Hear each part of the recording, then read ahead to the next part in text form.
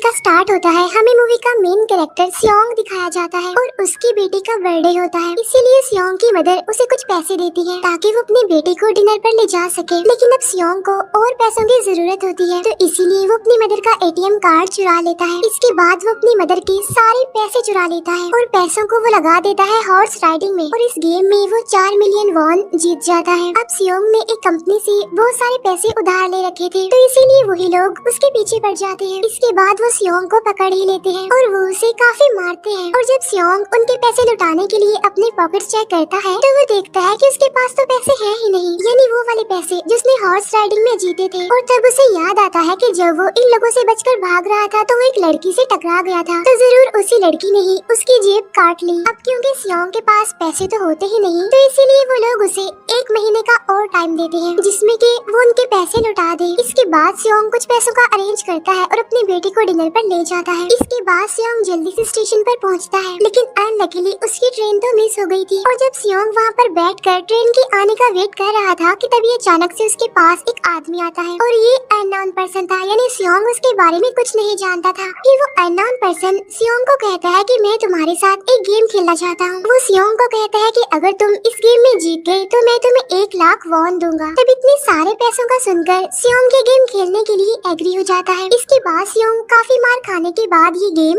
जीत जाता है, यानी वो 1 लाख वॉन हासिल कर लेता है। इसके बाद वो अननोन पर्सन सियोंग को एक कार्ड देता है, ये कहते हुए कि अगर तुम और पैसे जीतना चाहते हो तो इस कार्ड पर जो नंबर लिखा हुआ है उस पर कांटेक्ट करना। इसके बाद सियोंग जब अपने घर जाता है तो उसकी मदर उसे कहती है कि तुम्हारी बेटी अगले साल अपने स्टेप फादर के साथ यूएस में शिफ्ट हो रही है। यहाँ पर हमें ये पता चलता है कि सियोंग की डिवोर्स हो गई है और उसकी वाइफ ने दूसरी शादी भी कर ली है। लेकिन सियोंग कभी भी ये नहीं चाहता था कि उसकी बेटी उससे दूर जाए, लेकिन उसे बहुत सारे पैसे चाहिए होते हैं अपनी बेटी की कस्टडी वापस लेने के लिए, तो इसीलिए सियोंग उस कार्ड वाले नंबर पर कॉल करता है। इसके बाद सियोंग को एक गाड़ी में लाया जाता है जहाँ पर और भी लोग थे, लेकिन फिर उन सारे लोगों को बेहोश कर दिया जाता है। और जब उन सब लोगों की आँख खुलती है तो वो खुद को एक फैसिलिटी में पाते हैं जहाँ टोटल 456 लोग थे, और वो वहाँ पर एज अ प्लेयर थे क्योंकि उन सबको एक यूनिफॉर्म भी पहनाया हुआ था। इस फैसिलिटी का होस्ट यानी लीडर एक आदमी था जो कि फ्रंट मैन था वहाँ पर, और वो सब पर नजर रख रहा था। अब यहाँ पर एक कॉमन चीज थी कि जितने भी लोगों को वहाँ पर लाया गया था उन सब ने कर्जे लिए हुए थे बहुत ज्यादा। सियोंग वहाँ पर प्लेयर नंबर 1 से मिलता है जो कि एक बूढ़ा आदमी था। उस बूढ़े आदमी को ब्रेन ट्यूमर था, यही वजह थी कि वो यहाँ पर आया था क्योंकि उसकी लाइफ तो वैसे भी खत्म ही होने वाली थी। इसके बाद वहाँ पर 2 प्लेयर्स जिनमें लड़की का नाम सैब्यूक और लड़के का नाम जेंग होता है, उनके बीच फाइट होती है। अब यहाँ पर सैब्यूक वही लड़की थी जो सियोंग के पैसे लेकर भाग गई थी, यानी उसी ने उसकी जेब काटी थी। सियोंग तो उसे देखते ही पहचान लेता है, इसीलिए वो अपने पैसे मांगने के लिए उसके पास जाता है। तभी वहाँ पर कुछ गार्ड्स आ जाते हैं जिन्होंने पिंक कलर का यूनिफॉर्म पहना था और उनके फेस अच्छी तरह से कवर्ड थे। गार्ड्स उन सभी प्लेयर्स को बताते हैं कि तुम्हें यहाँ पर टोटल 6 गेम्स खेलनी होंगी और जो इस गेम का विनर होगा उसे बहुत सारे पैसे मिलेंगे।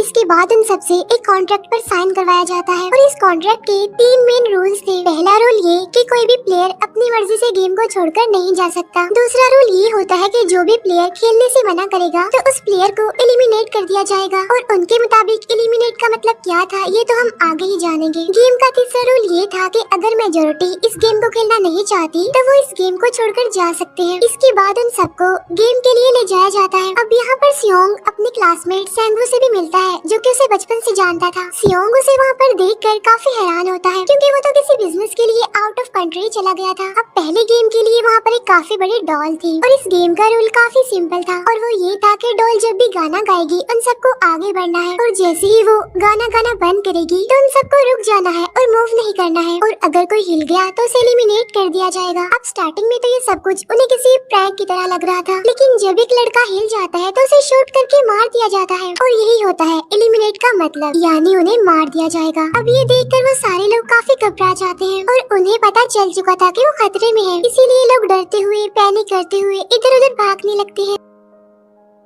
लेकिन अब क्योंकि गेम का रूल था इसीलिए जो भी हिलता है उसे मार दिया जाता है, और जितने भी सर्वाइवर होते हैं वो किसी न किसी तरह इस गेम को कंप्लीट कर ही लेते हैं। लेकिन जो लोग मर जाते हैं उनकी डेड बॉडीज को वहाँ से ले जाया जाता है, और अब 456 प्लेयर्स में से सिर्फ 255 ही रह गए थे। अब क्योंकि वो सारे प्लेयर्स इतना ज्यादा डर जाते हैं कि अब कोई भी गेम खेलना नहीं चाहता था। लेकिन जैसा कि रूल नंबर 3 था कि अगर मेजोरिटी चाहे तो वो ये गेम स्किप कर सकती है, इसीलिए उनका लीडर यानी फ्रंटमैन वोटिंग करवाता है, लेकिन इससे पहले उन्हें प्राइज मनी दिखाई जाती है, यानी जो विनर को मिलेगी। लेकिन इन केस अगर कोई गेम को छोड़कर चला जाएगा तो ये सारे पैसे मरे हुए प्लेयर्स की फैमिलीज को मिल जाएंगे और ये prize money total 45 billion won होती है। इसके बाद वोटिंग करवाई जाती है, जिसमें मेजोरिटी इस गेम को खेलना नहीं चाहती थी, तो इसीलिए गेम को यहीं पर स्टॉप कर दिया जाता है। लेकिन अगर कभी फ्यूचर में वो लोग चाहें तो इस गेम को रिज्वाइन कर सकते हैं। इसके बाद सभी लोगों को उनके घरों पर छोड़ दिया जाता है। नेक्स्ट सियोंग पुलिस स्टेशन जाता है और वहाँ पर वो पुलिस को सारी बात बता देता है, लेकिन उन लोगों को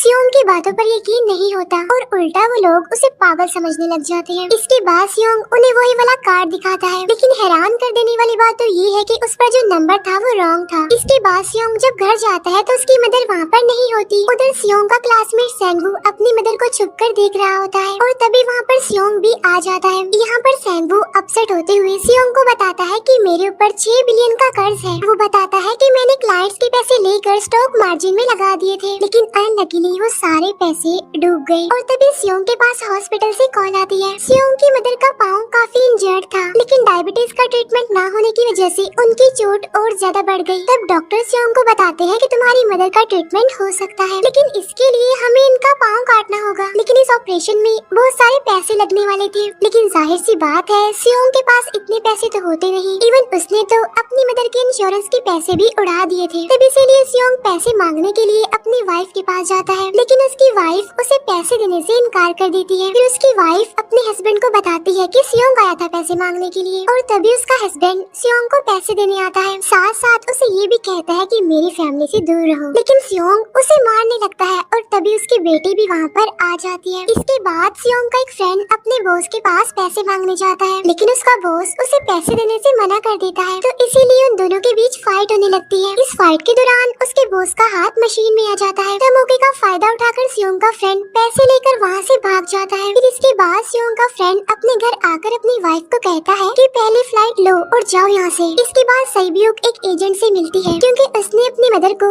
नॉर्थ एरिया से साउथ एरिया में लाना था। सईब्यूक वही लड़की जिसने सियोंग की जेब काटी थी, लेकिन यहाँ अपनी मदर को लाने के लिए सईब्यूक को बहुत सारे पैसों की जरूरत थी। अब सईब्यूक का एक छोटा भाई भी होता है, जिससे उसने प्रॉमिस किया होता है कि मैं मदर को जरूर ले आऊंगी। इसके बाद हमें एक ऑफिसर दिखाया जाता है और इस ऑफिसर का भाई कुछ टाइम से मिसिंग था, इसीलिए वो ऑफिसर अपने भाई के घर जाता है, जहाँ उसे पता चलता है कि उसका भाई तो पिछले कुछ दिनों से अपने घर पर भी नहीं आया। और जब वो ऑफिसर घर को चेक कर रहा होता है तो उसे एक कार्ड मिलता है वहाँ पर, और इस ऑफिसर ने सेम ऐसा ही कार्ड पुलिस स्टेशन में सियोंग के पास भी देखा था, तो इसीलिए वो ऑफिसर सियोंग के पास जाकर उसे इस बारे में पूछता है, लेकिन सियोंग उसे कुछ नहीं बताता। इसके बाद सियोंग जब अपने घर जाता है तो उसे वो कार्ड दोबारा मिल जाता है वहाँ पर। अब सियोंग डिसाइड करता है कि वो दोबारा से उस गेम को ज्वाइन करेगा, इसीलिए सभी प्लेयर्स को एक शिप के पास ले जाया जाता है। इधर ही वो ऑफिसर भी गाड़ियों का पीछा करते हुए उस शिप तक आ जाता है। वो एक गार्ड को मारकर उसे पानी में फेंक देता है। इसके बाद उन सभी प्लेयर्स को एक आइलैंड पर मौजूद फैसिलिटी में लाया जाता है। अब यहाँ पर उन्हें जरा भी अंदाजा नहीं था कि अगला गेम कौन सा होगा और उसे कैसे खेला जाएगा। इसके बाद वो लोग अपनी अलग अलग टीम्स बना लेते हैं। रात को सईब्यूक और उसकी फीमेल फ्रेंड वॉशरूम जाते हैं। यहाँ पर सईब्यूक गार्ड्स की नजरों से बचते हुए उस फैसिलिटी को एक्सप्लोर करने लगती है। तभी वो देखती है कि गार्ड्स बड़े बड़े बर्तनों में कुछ बना रहे हैं,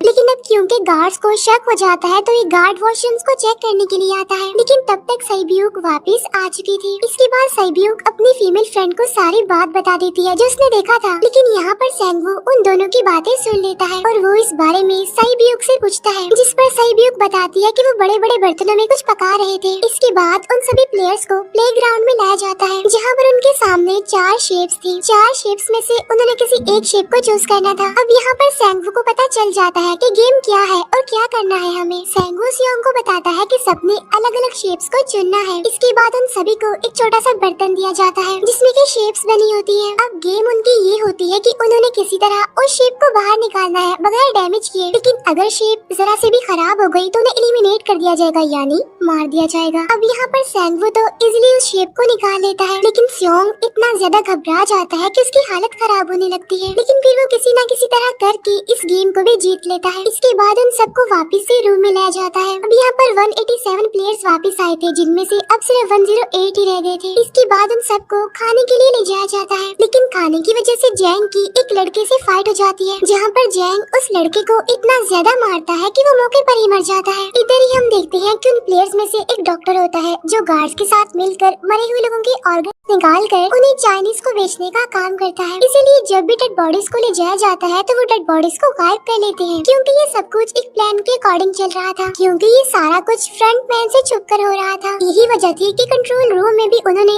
अपना ही एक आदमी बिठाया हुआ था, जो कि उन लोगों की सारी वीडियो फुटेज डिलीट कर देता था। और गार्ड्स तो डॉक्टर को गेम के बारे में पहले ही बता देते थे ताकि वो सरवाइव कर सके। यहाँ पर एक गार्ड उसी प्लेयर डॉक्टर को बताता है कि आज हमने प्लेयर्स को जानबूझकर खाना कम दिया है ताकि वो आपस में लड़ने लगे, जिससे होगा ये कि सारे वीक प्लेयर्स गेम से आउट हो जाएंगे। साथ ही गार्ड डॉक्टर को अपनी अगली गेम के बारे में बता देता है। अब 30 मिनट के बाद वहाँ पर लाइट्स ऑफ होने वाली थी। अब यहाँ पर सैंगवू को पता था कि सियोंग की टीम जरूर कोई उल्टा काम करेगी, इसीलिए वो उस टीम को अपने पास बुलाकर उन्हें रिलैक्स रहने के लिए कहता है। उधर वो जो डॉक्टर प्लेयर होता है वो जैंग की टीम में शामिल हो जाता है। यहाँ पर डॉक्टर जैंग को बता देता है कि अगला गेम क्या होने वाला है। इसके बाद लाइट्स ऑफ हो जाती है और जैंग अपनी टीम के साथ मिलकर बाकी सभी को मारने लगता है। जैंग एक लड़की को मारकर सैबियो को मारने जाता है, लेकिन तभी सियोंग उसे बचा लेता है। इसके बाद गार्ड्स वहाँ पर आकर उन सभी को रोक लेते हैं और अब टोटल 80 लोग रह गए थे। इसके बाद उन सभी को तीसरे गेम के लिए ले जाया जाता है और यहाँ पर उन्हें 10-10 प्लेयर्स की एक टीम बनाने के लिए कहा जाता है और वो लोग ऐसा ही करते हैं, अपनी अपनी टीम बना लेते हैं। अब क्योंकि जैंग को अगली गेम के बारे में पहले ही पता होता है, इसीलिए वो सैबियो की फीमेल फ्रेंड को अपनी टीम में नहीं रखता और वो अपनी टीम में सिर्फ मर्दों को ही रखता है। इसके बाद सैंगवू भी अपनी एक टीम बना लेता है। अब क्योंकि उन्हें एक प्लेयर की जरूरत थी, तो इसीलिए सैबियो की फीमेल फ्रेंड उनके टीम में शामिल हो जाती है और ये गेम असल में टग ऑफ वॉर का होता है, यानी उन्होंने अपने सामने वाली टीम को नीचे गिराना था। इसके बाद गेम स्टार्ट हो जाती है और जैंग की गेम बड़ी आसानी से इस गेम को जीत लेती है। इसके बाद बारी होती है सैंगवू की टीम की। तब प्लेयर नंबर 1 यानी वो बूढ़ा आदमी कहता है कि मैंने अपनी जिंदगी में बहुत सारी टग ऑफ वॉर्स खेल रखी है, इसीलिए उन सबको गाइड करता है कि इस गेम को कैसे जीतना है।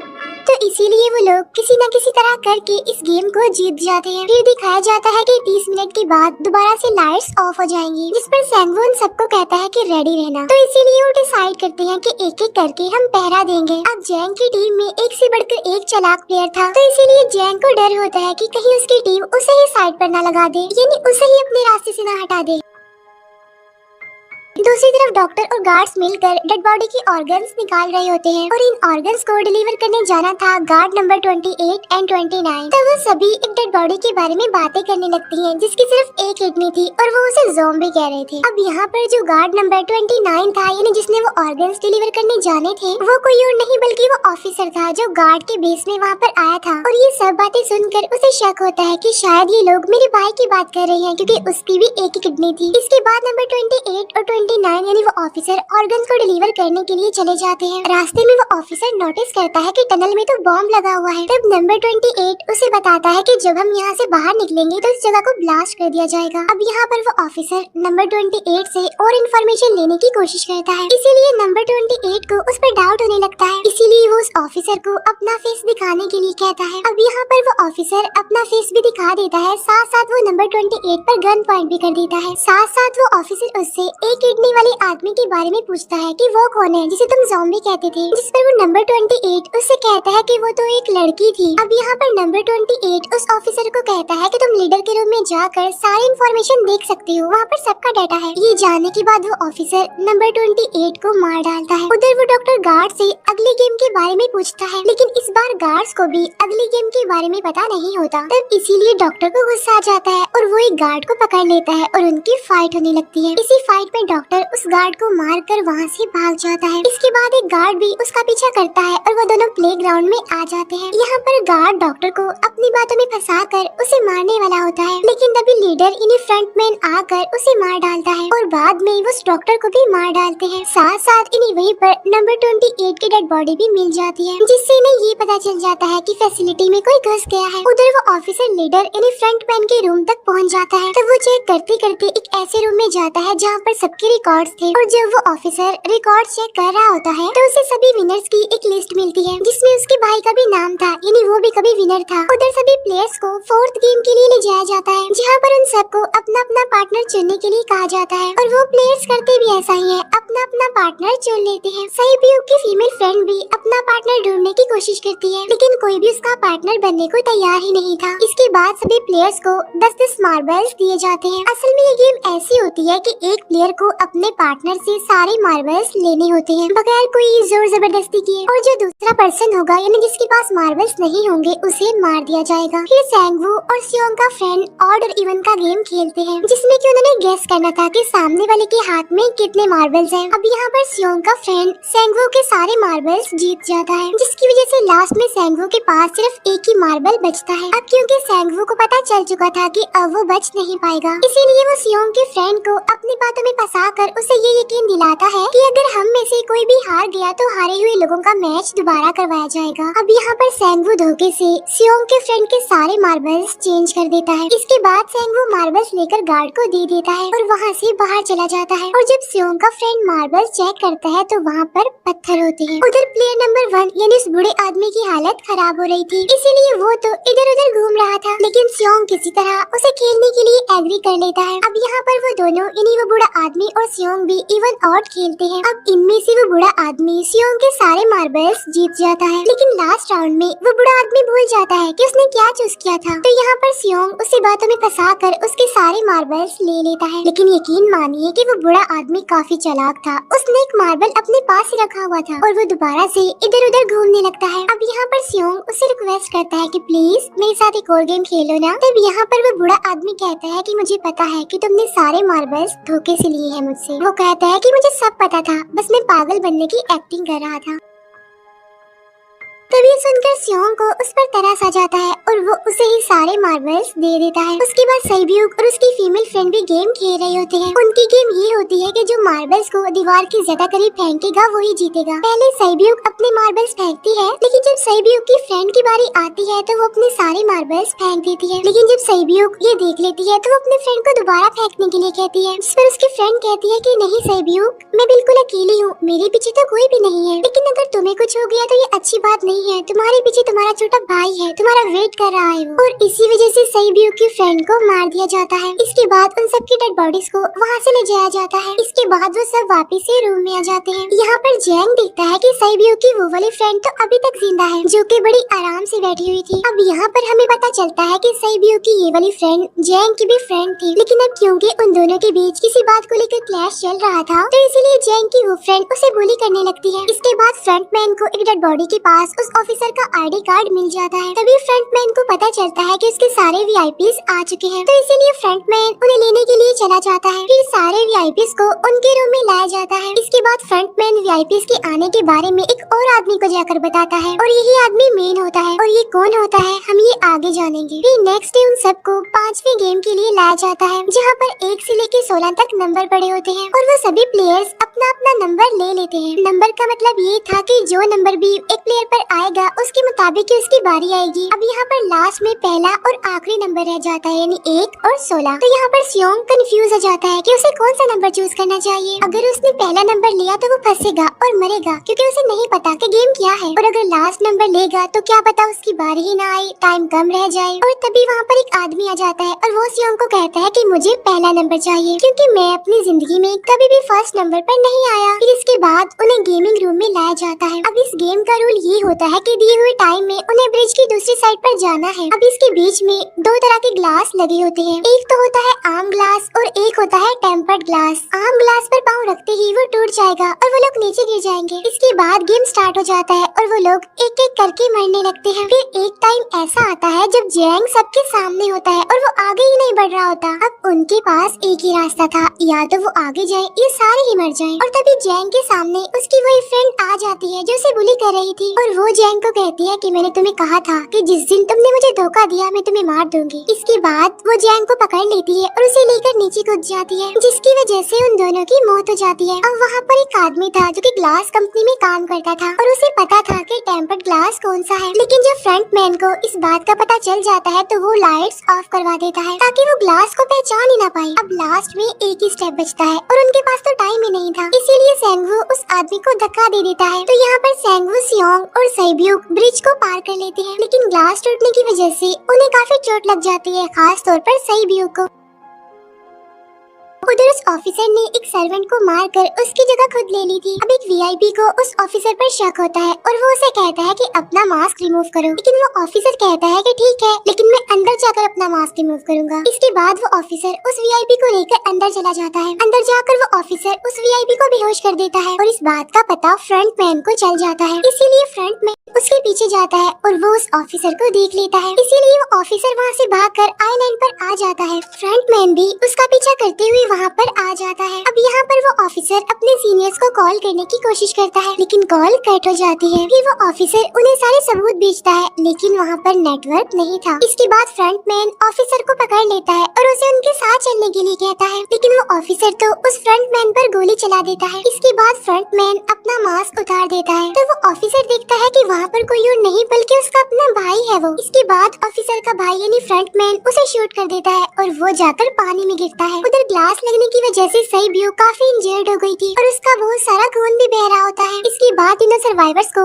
डिनर के लिए ले जाया जाता है और उनके पास एक एक नाइफ भी रख दिया जाता है, मतलब रात में उन तीनों में से कोई भी एक दूसरे को मार देगा। तभी सियोंग नोटिस करता है कि सैब्यूक की हालत काफी खराब है, इसीलिए वो सैब्यूक को कहता है कि फिक्र मत करो, हम दोनों साथ हैं और इस गेम में हम दोनों मिलकर सेंगवू को हरा देंगे। इसके बाद हम दोनों यहाँ से बाहर निकल जाएंगे और पैसों को आधा आधा डिवाइड कर लेंगे। सैब्यूक उसे बताती है कि मेरा एक छोटा भाई है जिसे मैं ऑर्फनेज में छोड़कर आई हूँ और अगर हम दोनों में से कोई भी जिंदा बचकर बाहर जाएगा तो उसे उन दोनों की फैमिलीज का ख्याल रखना होगा। अब सैब्यूक की हालत काफी खराब थी, उसे डॉक्टर की जरूरत थी, इसीलिए सियोंग कोई मदद लाने के लिए जाता है, लेकिन जब तक वो वापस आता है तब तक सेंगवू सैब्यूक को मार चुका था। फिर नेक्स्ट डे उन दोनों को गेम नंबर 6 यानी लास्ट गेम के लिए ले जाया जाता है। गेम का रूल बड़ा ही सिंपल था कि मार दो या मर जाओ और इस गेम का नाम होता है स्क्विड गेम। इसके बाद गेम स्टार्ट हो जाती है और उन दोनों के बीच काफी फाइट होती है, लेकिन लास्ट में सेंगवू की हालत खराब होने लगती है। तभी सियोंग कहता है कि मैं इस गेम को रोकना चाहता हूँ और तभी सियोंग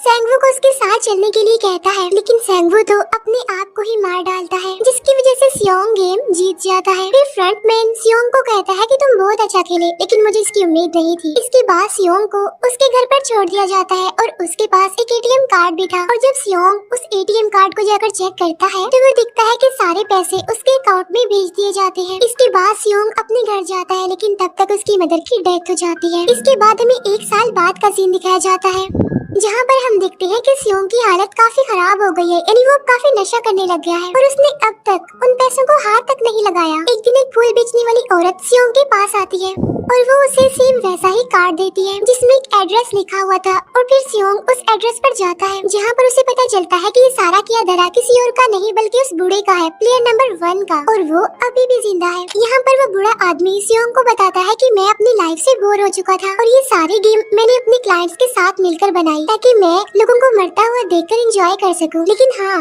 हमने किसी को मजबूर नहीं किया था ऐसा करने के लिए और मैंने गेम में इसीलिए पार्टिसिपेट किया क्योंकि गेम देखने से ज्यादा उसे खेलने में मजा आता है। वो कहता है जो पैसे तुम्हारे पास है वो मेरे ही हैं और ये कहते ही उस बूढ़े आदमी की मौत हो जाती है। इसके बाद सियोंग सैब्यूक के छोटे भाई के पास जाता है और उसे लेकर वो जाता है सेंगवू की मदर के पास और वो सेंगवू की मदर को कहता है कि इस बच्चे का ख्याल रखना, साथ साथ वो उसे एक बैग भी देता है जिसमें बहुत सारे पैसे होते हैं। इसके बाद सियोंग स्टेशन पर जाता है जहाँ पर उसे वही अननोन पर्सन मिलता है जो कि उसे मूवी के स्टार्ट में भी मिला था। यहाँ पर सियोंग उसका पीछा भी करता है, लेकिन तब तक वो भाग चुका था। फिर सियोंग उस कार्ड वाले नंबर पर कॉल करता है और वो पूछता है कि तुम लोग कौन हो और लोगों के साथ ऐसा क्यों कर रहे हो, क्यों खेल रहे हो लोगों की जिंदगी से। लेकिन आगे से उसे रिस्पॉन्स आता है कि सियोंग, अगर तुमने जिंदा बचना है तो प्लेन में चढ़ जाओ और इसी के साथ ही मूवी यहीं पर एंड हो जाती है।